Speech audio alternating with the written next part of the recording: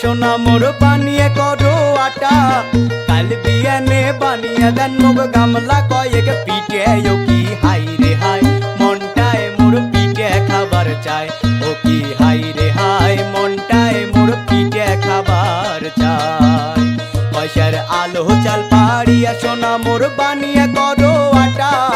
কাল বিয়ানে বানিয়ে দেন মুগ গামলা কয়েক পিঠে ও কি হাই রে হাই মনটায় মোর পিঠে খাবার চায় ও কি হাই রে হাই মনটায় মোর পিঠে খাবার চায়।